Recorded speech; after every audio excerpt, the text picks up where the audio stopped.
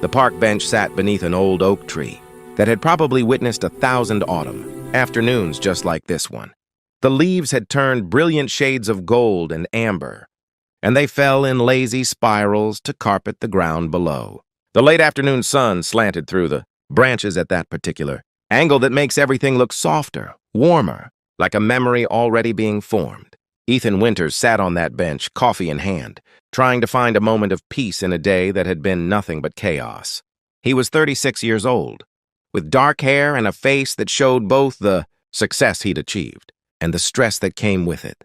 He wore a navy suit because he'd come straight from the office, from a board meeting that had run 3 hours longer than scheduled, from decisions about mergers and acquisitions that affected hundreds of jobs but felt somehow meaningless in the broader scope of his life.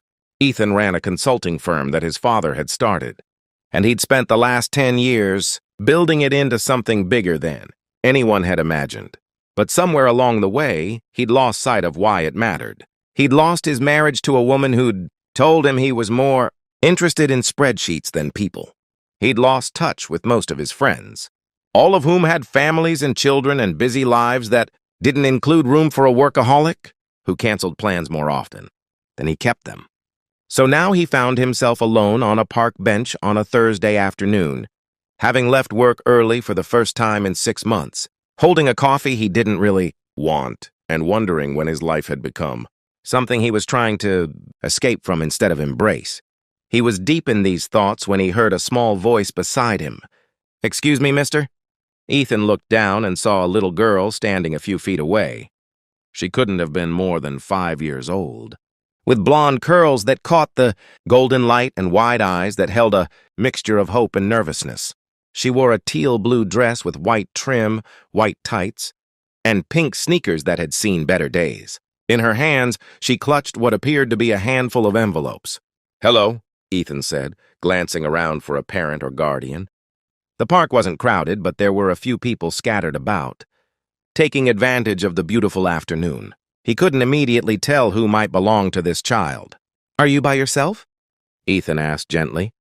"No, my mommy's over there," the girl said, pointing toward a bench about 30 yards away. Ethan could make out a woman sitting there watching them. She raised a hand in a small wave, acknowledging that she could see her daughter. "She said I could give out my invitations but not to go too far and not to bother people if they look busy." "I'm not busy," Ethan said, and realized with a start that it was true. For the first time in years, he truly had nowhere he needed to be. The little girl brightened. "Really? Because I'm having a birthday party, and I'm inviting everyone in the park today. I'm going to be 6 on Saturday."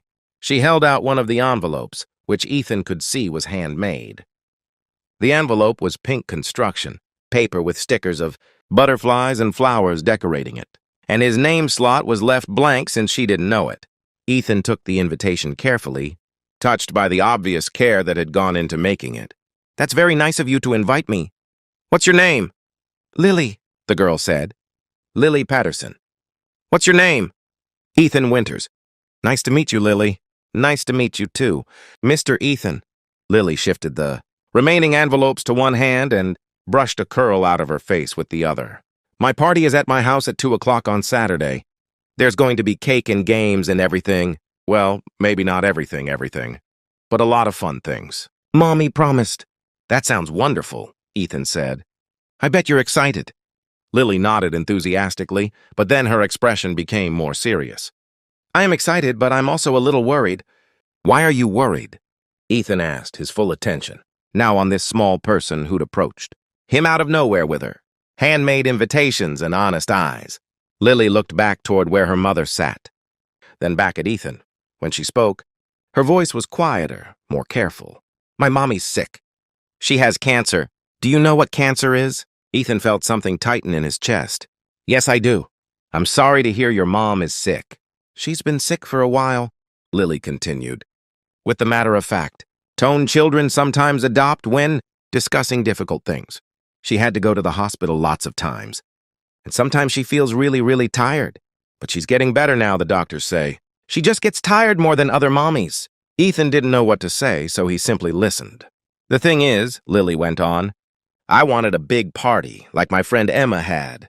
with lots of people and decorations and a bouncy castle. But Mommy said we need to have a smaller party because we can't spend too much money right now. Medical bills, she said, and because she might get too tired if it's too big. Lily looked down at her pink sneakers. I said that was okay because I don't want Mommy to be more tired. But then I got sad because I thought maybe not many people would come to a small party. So you decided to invite people from the park? Ethan asked gently. Lily nodded. Mommy said it was okay as long as I asked permission and didn't go far away where she couldn't see me. She said it was creative problem solving. She looked up at Ethan with those wide eyes. I've invited 7 people so far. 2 said yes, 3 said no, and 2 said maybe. What about you? Will you come to my party? Ethan looked at this brave little girl who was inviting strangers to her birthday party because she wanted her celebration to feel full, wanted her mother to see that people cared even though money was tight and circumstances were hard. He looked at the homemade invitation in his hands, at the stickers placed with obvious care, at the crayon writing that spelled out the details of the party. Lily, he said, I would be honored to come to your party. Lily's face lit up like sunrise. Really? You'll really come? Really, Ethan confirmed. That's so great, Lily said. Then she leaned in a little closer, her voice dropping to something like a whisper. And Mr. Ethan, when you come, could you maybe smile a lot? Mommy's been worried that the party won't be fun because we can't do all the big stuff. But she'll still smile if she sees people are happy to be there. She always smiles when other people are happy, even when she's tired or not feeling good. So if you could smile, that would help. Ethan felt tears sting his eyes, and he had to take a moment before responding. Here was this child, dealing with her mother's illness and their financial struggles, and her main concern was making sure her mother would smile at the party. I promise I'll smile, Ethan said.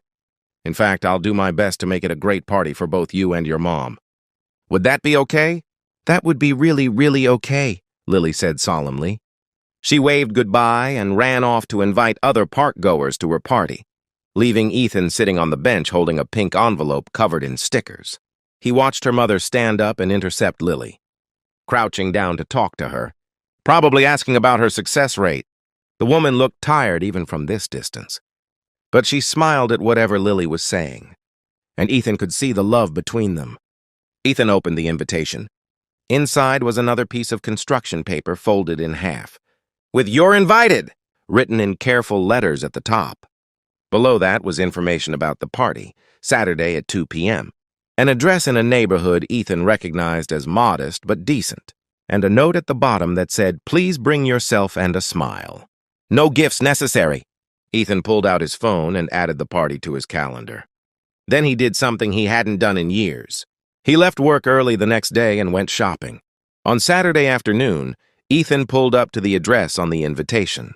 It was a small house with a neat yard, decorated with balloons and a homemade Happy Birthday Lily banner. He could hear music and children's laughter coming from the backyard. Ethan had spent most of Friday evening and Saturday morning preparing. His car was now packed with supplies that he hoped would make Lily's party special without overshadowing what her mother had already planned. He knocked on the door, and it was opened by a woman in her early 30s with blonde hair like Lily's and the same kind eyes. She looked thin and tired, but her smile was genuine. "Hello," she said. "You must be one of Lily's park invitations. I'm Claire, Lily's mom. Thank you so much for coming. Please don't feel obligated to stay if you have other things to do. I know my daughter can be quite persuasive." "I'm Ethan Winters," he said, "and I'm happy to be here.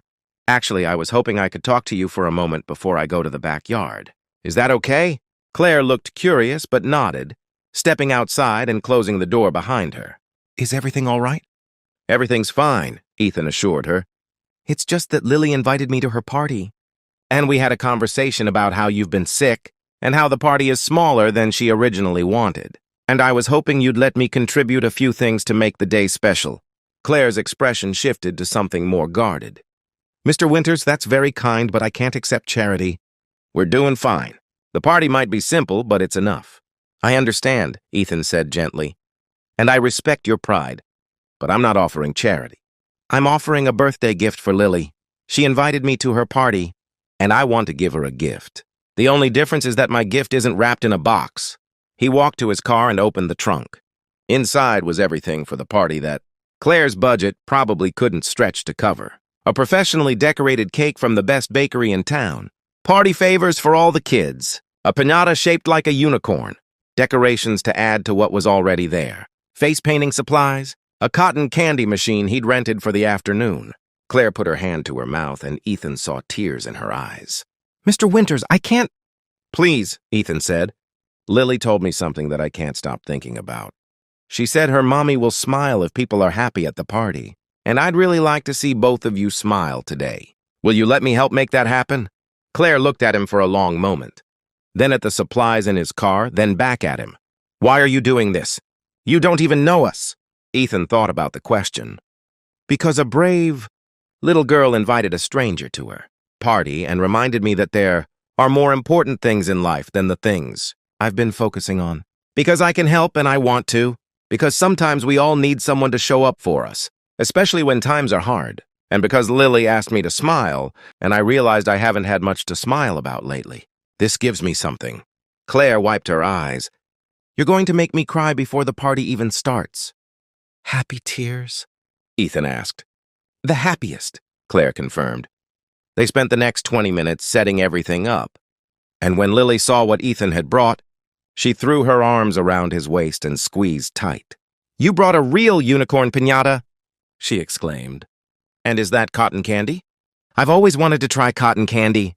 "Happy birthday, Lily," Ethan said, grinning down at her. The party was a tremendous success. 15 kids ended up attending, a mix of Lily's school friends, neighborhood children, and 3 people from the park who'd accepted her invitation.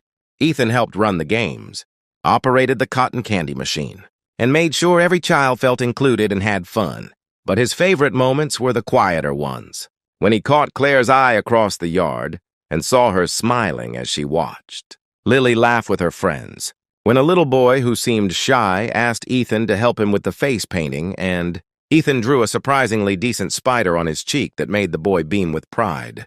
When Lily blew out her candles and made a wish, then looked directly at her mother with such love that everyone there felt it. As the party was winding down and parents came to collect their children, Claire approached Ethan where he was packing up the cotton candy machine.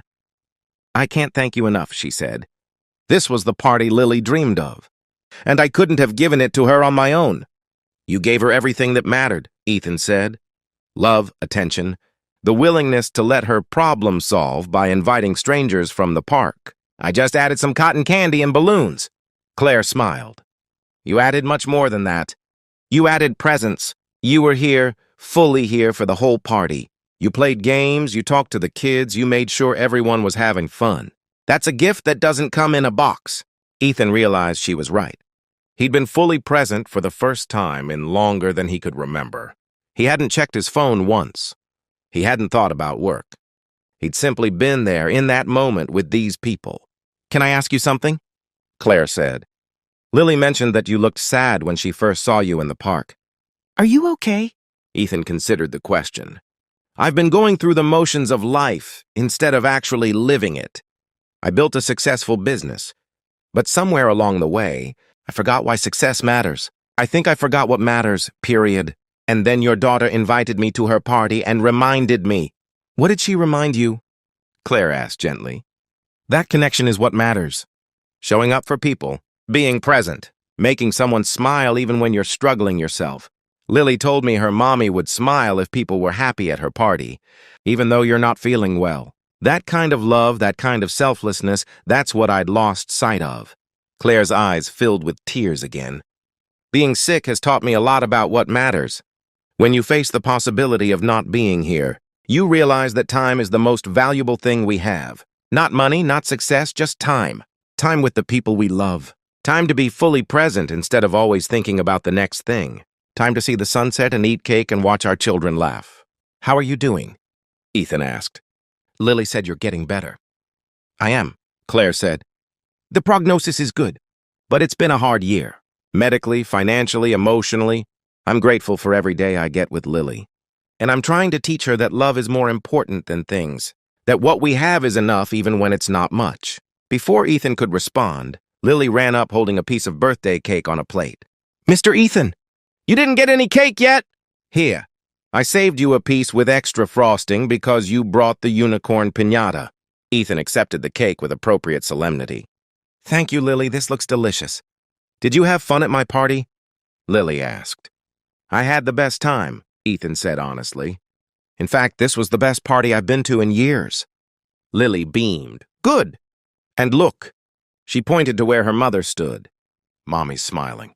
I told you she would if people were happy. Ethan looked at Claire, who was indeed smiling despite the tiredness in her face. And he found himself smiling too. A real smile that came from somewhere deep inside instead of from social obligation. Over the following months, Ethan became a regular part of Lily and Claire's life. He came to Lily's school play and sat in the audience next to Claire. He brought groceries when he knew Claire had been too tired to shop. He took Lily to the park on Saturday afternoons so Claire could rest. He didn't do these things out of obligation or pity, but because these two people had become his friends, had reminded him what mattered, had given him a reason to leave work at a reasonable hour and be present in the world. He also made changes in his business. He stepped back from day-to-day operations, hired a strong management team, and rediscovered the joy of mentoring young professionals instead of just managing them. He started a foundation that helped families dealing with medical debt, funding it anonymously, because he'd learned from Claire that dignity matters as much as assistance. A year after Lily's 6th birthday party, Ethan was back on that same park bench where they'd first met. It was autumn again, the leaves falling in the same lazy spirals. But this time he wasn't alone. Claire sat beside him, watching Lily play on the swings. Claire's hair had grown back after her treatments, and the color had returned to her cheeks. She looked healthy and happy in a way that made Ethan's heart sing. I've been thinking, Claire said, about that day when Lily invited you to her party, about how one small act of courage from a 5-year-old changed so many things. She changed my life, Ethan said simply. I was lost, and I didn't even know it. And then this brave little girl walked up to me and invited me to her party. She taught me that showing up matters, that being present is a gift, that making someone smile is worth more than any business deal I could close. She thinks you're magical, Claire said with a smile. She told her, teacher, that you're like a fairy godfather who showed up and made her birthday wish come true. The truth is the opposite, Ethan said. She made my wish come true. I just didn't know I was wishing for it until she appeared. Claire took his hand, and they sat together in comfortable silence, watching Lily play. She was 7 now, healthy and happy, with no idea that her simple act of handing out handmade invitations to strangers in the park had created ripples that changed lives. That evening, as Ethan drove home from dinner at Claire and Lily's house, he thought about the journey that had started on this park bench a year ago. He'd been a man who'd achieved everything he'd set out to achieve, and had found it empty. And then a child had invited him to a party, and had asked him to smile because her sick mother would smile if she saw people happy. That request had broken something open in Ethan's heart. It had reminded him that success isn't measured in dollars or achievements, but in presence and connection. That the most important gifts we can give each other are time and attention and genuine care. That showing up, truly showing up, is an act of love. 6 months later, on a spring afternoon, Ethan proposed to Claire in that same park, on that same bench where Lily had first invited him into their lives. Lily was the one who presented the ring, holding it carefully in a small box and asking if Ethan could be her forever fairy godfather. At their wedding, Lily gave a speech that she'd written herself. She was 8 years old and stood at the microphone with confidence that would have made anyone proud. When I was 5 3/4, she said, I invited a man in the park to my birthday party. I didn't know that he would become my best grown-up friend. I didn't know that he would teach me about kindness and showing up and being there for people. I didn't know that he would make my mommy smile even when she was sick and tired. I just knew he looked sad and I wanted him to come to my party. And now he's going to be my daddy. And that's better than any birthday present ever. There wasn't a dry eye in the venue as Ethan danced with Claire at their reception, holding he